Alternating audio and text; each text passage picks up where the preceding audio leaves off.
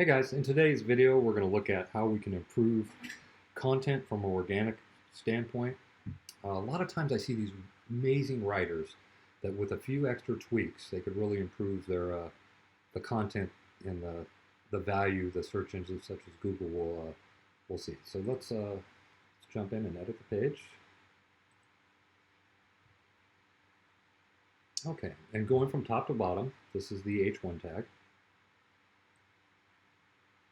So planning an organic content marketing strategy. A little intro. And then what I've done here is I'm linking to an internal point of my website. So, and this shouldn't open in a new tab given that it's going to the same website. So right here, what I've done is a little table of contents. If you're asking questions, keep in mind that a lot of times Google Voice Search could take advantage of that. So I find these anchor texts, hyperlinks, do bring value. So when you click here, I'll just demonstrate this out.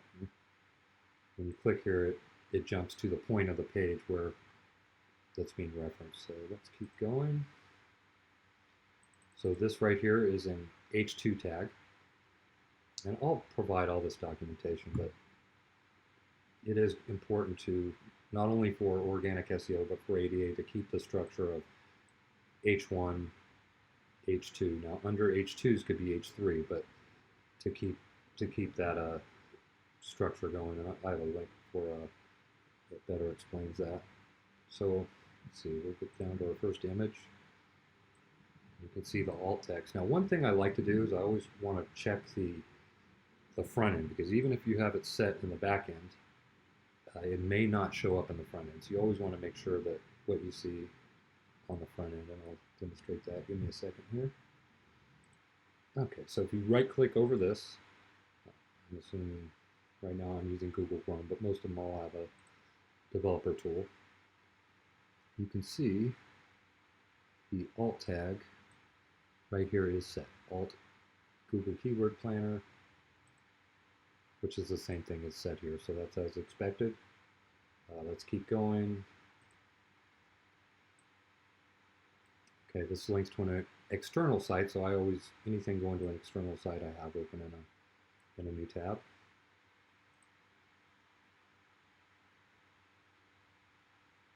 Another image. Okay, that's fine. Okay, now here we get to Yoast. I'm using Yoast, so if you're using all-in-one or another plugin, it'll be different. I actually wrote this myself. I always get flagged for passive voice and transition words, which I have here. The idea is you're trying to make all these green. I can show you an example of something that's in a little bit better of a position. Okay, so here's a blog I wrote last year, why I recommend WP Engine. Let's go back to the analysis, and we do have a green for SEO, but again, no, I'm getting flagged on the same thing, passive voice and transition words. Give me a second. Okay, I found my winner for readability analysis, which is, as long as I'm correctly using a project management system. Although it does flag me for transition words, but it's close enough to put me in the green. I'm not sure Yoast is the end-all, or one of these SEO plugins is the end-all for everything, but it gives it kind of a good guideline. So let's keep going. Now this is where you edit your meta information. So this will put into the front end. Let's check it out. The SEO title tag and meta description, which I kind of try to vary these. So in this case, I just put title and page. I think the default would be title, page, and then the name of the site. So it would say title, which is this title, and page, and then Shane Web Guy. But because the title itself is so long, I just left it off. Okay, let's keep going. Okay, another thing that's nice and it does hold organic values, keeping readers on the page. So the way you can do that is images, videos. The longer the reader stays engaged on your page, the better signals it's going to throw back to the search engines, like Google, etc., that will lend value to your page and ultimately give you a better chance to rank it higher. And you can see in this one also I have the jump or the anchor links set in here. Okay, next one I want to go over is the OG image. Now, this video is made with the assumption we're using Yoast, but see, I just posted this, and the image that shows up is right here. Why, you ask? Because it's set under the social tab within Yoast. See this, so it's pulling this image. Now, what I've been doing is I set kind of everything around Twitter, because if it works on Twitter, more or less it'll work on Facebook.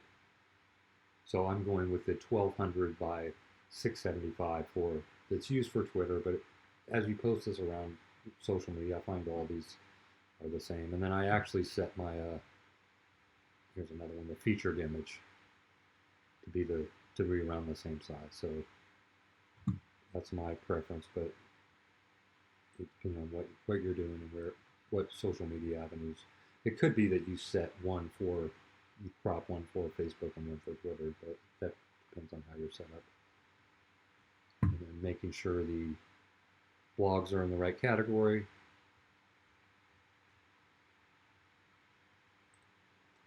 The other important consideration is making sure when you're uploading these images, you size them, for the blog, and not using some plugin to make them smaller afterwards. So if these things are sized for the optimum size, until they get pixelated, the page will load faster, and that's a big factor for Google organic ranking.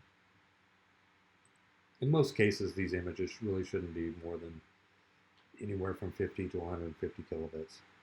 Once you start uploading images approaching 1 megabit plus, you're going to have problems with speed.